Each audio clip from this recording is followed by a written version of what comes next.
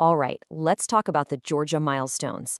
I know, big tests can feel kind of overwhelming, but they really don't have to be.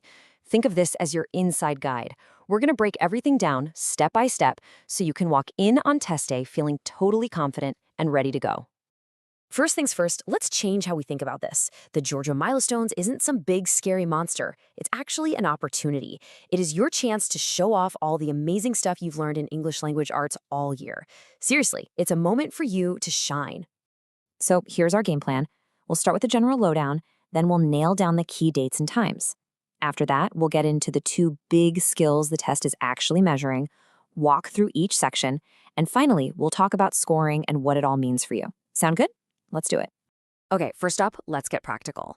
Knowing exactly when you're taking the test is like step one to feeling prepared. So you might want to grab your phone or a calendar right now. All right, sixth graders, listen up. This is for you. Your ELA test is spread across 3 days.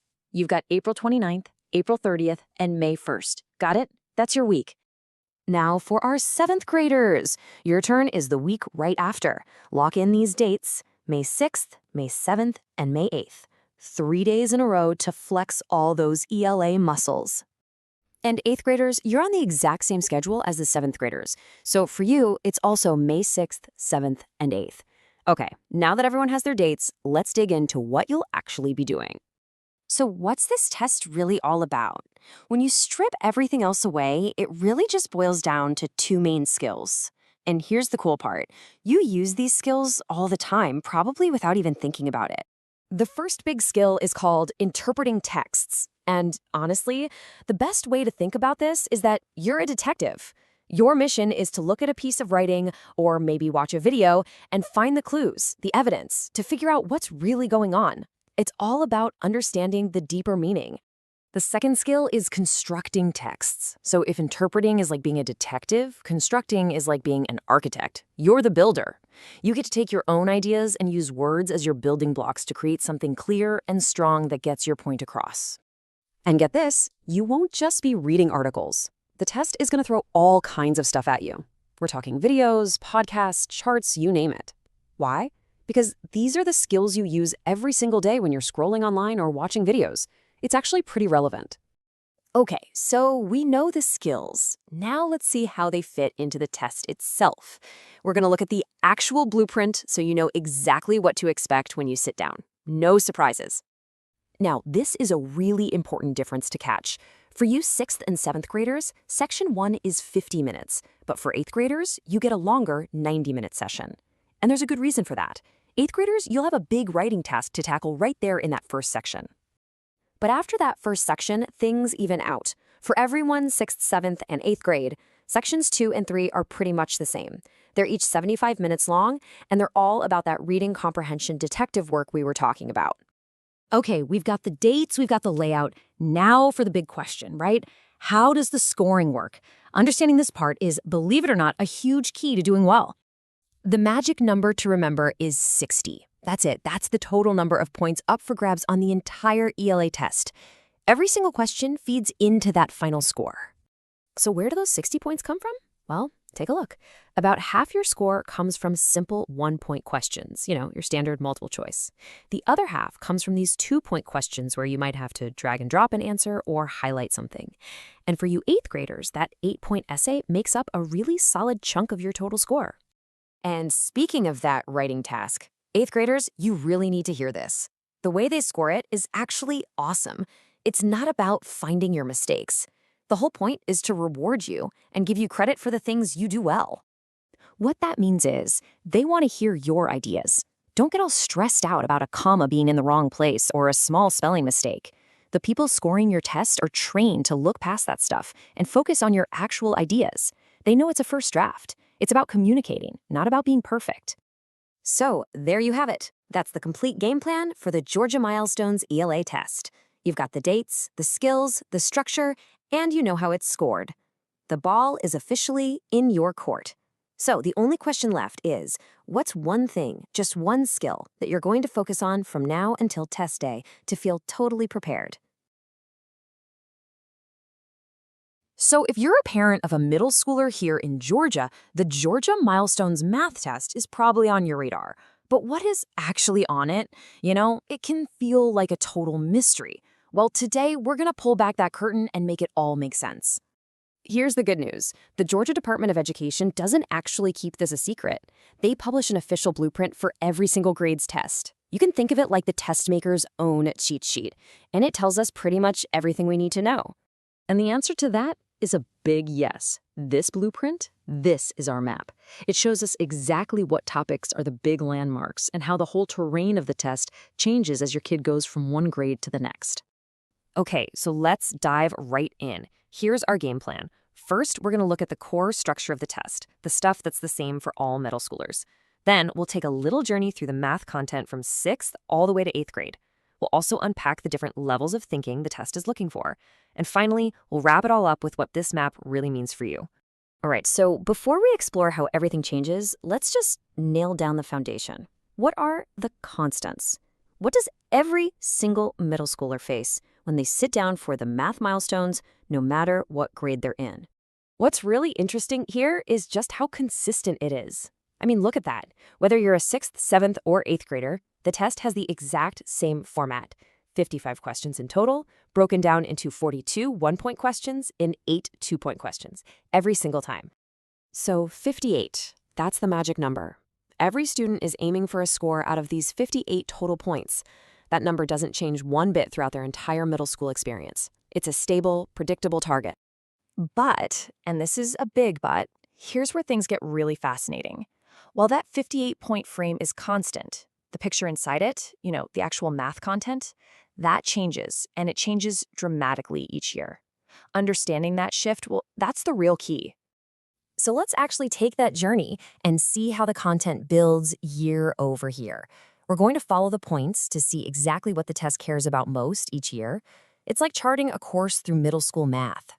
Our journey kicks off in 6th grade, and the main mission here, it's all about building a rock-solid foundation in numbers and operations. This is the bedrock for literally everything that comes later. And this chart just lays it all out there, doesn't it? A full 50%, that's half the entire test, is on what they call numerical reasoning. Sure, algebra is already creeping in there at 38%, but basic numbers, they are the undisputed king in 6th grade. So what is numerical reasoning? It really just means mastering the fundamentals, being able to work with fractions and decimals, truly understanding ratios and unit rates, and handling percentages without breaking a sweat. These are the skills that get half the points. Okay, now watch what happens when students step into 7th grade. The foundation is built, and the blueprint signals a major pivot. The whole landscape just changes. Whoa, look at that shift. Numerical reasoning, the thing that was half the test, plummets all the way down to just 21%. And what takes its place? Patterning and algebraic reasoning. It jumps up to nearly half the test at 48%. This is the year algebra officially takes center stage. So this new focus means students are getting their hands dirty with variables, they're solving equations, and they're learning to represent relationships in all these different ways, with tables and graphs and equations. It's a huge leap in abstract thinking. And finally, we arrive at 8th grade. This is the culmination of the middle school math journey. And yep, you guessed it, the blueprint shows us another evolution, as a new, even more advanced concept comes to the forefront. And there it is, a brand new category, functional and graphical reasoning, just appears and immediately becomes the single biggest piece of the test at 40%. It's like the new peak of the mountain for middle school math. This category is all about understanding the idea of a function, which is a huge deal in higher math. It involves modeling relationships with graphs and even solving systems of linear equations. This is really the bridge to high school mathematics. But wait. The blueprint tells us more than just what students need to know. It also tells us how they need to think. This is kind of a hidden but totally crucial part of the test. The concept is called depth of knowledge, or DOK for short. Put simply, it's just a scale that measures how complex the thinking needs to be to answer a question, all the way from simple recall to really complex reasoning. And here's the trend. This chart shows the percentage of test points that require what's called strategic thinking. Look at how it just steadily climbs from 6th grade to 8th grade. So the test doesn't just get harder in content, it actually demands more sophisticated problem-solving skills every single year. Okay, So we've decoded the structure, we've followed the content journey, and we've looked at the kind of thinking required. So what's the big takeaway from all this? What does this map actually mean for you as a parent? Let's boil it down. First, the frame of the test is predictable, but the content inside changes a lot year to year. We see this clear journey from arithmetic to algebra to functions, and as students move up, they're expected to think more strategically. Having this knowledge helps you support your child's learning right where it matters most each year. See, the Georgia Milestones doesn't have to be some mysterious monster. It's a structured test with a really clear path. You now have the official map in your hands. So the only question left is, how are you going to use it to help navigate the journey ahead? Hey everyone, today we are going to crack the code on the Grade 8 Georgia Milestones Science Test. You know, if you've ever wondered what's really on this thing and how to study smarter, not harder, then you are in exactly the right place. So, let's dive in. Yeah, I'm guessing this logo looks pretty familiar. And let's be real, seeing it can bring on a little bit of stress, right? But what if I told you there's a secret document, a guide, that lays out exactly what to expect? Turns out the test makers actually gave us one. And this is it. It's called the official test blueprint. But we're not going to think of it as some boring rule book. No way. We're going to treat this thing like our own personal treasure map. It shows you exactly where the points are buried and the best path to get to them. So, our first stop on this map answers the biggest question of all. What's actually on the test? Let's uncover those core topics. Okay, here is our first major clue. The test covers 5 main science topics, or what they call domains. But, and this is super important, they are not all created equal. I mean, just look at this. Notice how matter and waves take up a massive chunk of that whole chart. Let that sink in for a second. That's over half of your entire score coming from just 2 topics. This right here is your biggest clue for studying smart. If you focus your energy on matter and waves, you're already way ahead of the game. All right, so we know what to study. Now let's talk about how you're going to be tested. And believe me, this is just as important, because the milestones isn't just about what you can memorize. It's all about how you can use that information. You're going to see this term on the blueprint, depth of knowledge, or DOK for short. Now, don't let the fancy name intimidate you. It's really just a simple way of talking about the kind of thinking a question is asking you to do. Is it just remembering a fact, or is it something more? And this is where our map gets really interesting. Just look at that huge bar in the middle. The vast majority of questions, we're talking 55 to 65% of them, are at DOK level 2. This is the sweet spot. This is the heart of the test right here. So what do these levels actually mean? Well, think of it like this. DOK 1 is just recall, like a trivia question. Can you remember a fact? DOK 3 is the big boss level. Can you analyze and explain how something works? But DOK 2, that giant middle bar, that's all about applying what you know. It's taking a concept you learned and actually using it to solve a problem. That's where you'll spend most of your time. Okay, so we've got the what and the how. Now let's get into the nuts and bolts, the actual format of the test itself. All right, the magic number is 42. You're going to see 42 questions in total on the test. But there's a little twist to this number. Because, surprise, not all of them actually count. Only 38 of those 42 questions will affect your score. The other 4 are what they call field test items. Basically, they're questions the test makers are trying out for the future. You won't know which ones they are, so you've got to give every question your best shot. Still, it's kind of nice to be in on the secret, right? But wait a minute, here's another puzzle. 38 questions, but 46 possible points? How does that math work out? Well, let's follow the map to our next clue. So, those extra points come from special questions that are worth more, usually 2 points. They're called technology-enhanced items. And no, they're not your average everyday multiple-choice questions. They're interactive. So what do these things actually look like? Well, instead of just picking A, B, C, or D, you might have to select all the answers that apply. Or you might have to drag labels onto a diagram, pick an answer from a drop-down menu, or even answer a question that has multiple parts. Getting comfortable with these formats is a total game changer. Okay, we've explored the map, we know the terrain, we know the challenges, and most importantly, we know where that treasure is buried. So now let's put it all together into a simple, really powerful game plan. If you remember nothing else from this, remember these 3 things. Number 1, master the majors. Pour your study time into matter and waves. That's over half your score.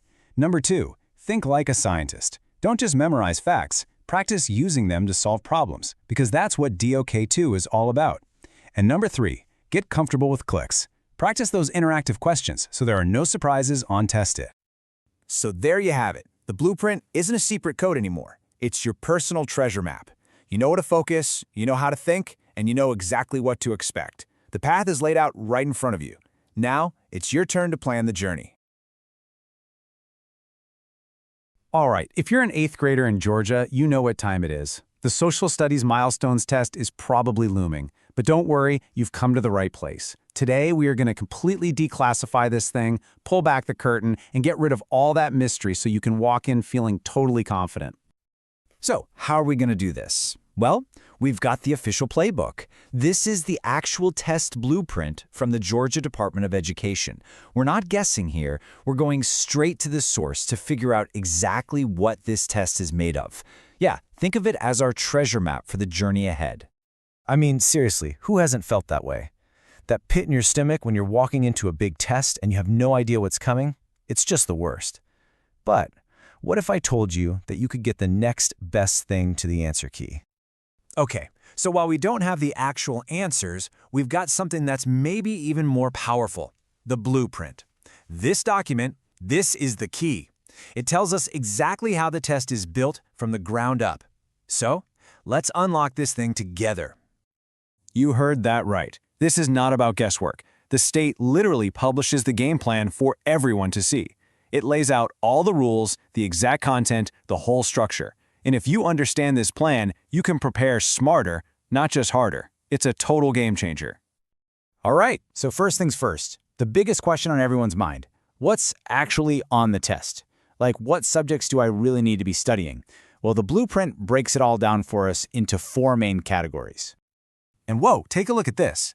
This chart tells you probably the most important thing you need to know. Just look at that huge yellow slice. History. That's a full 50% of the test. Let me say that again. Half of your entire score comes from history questions.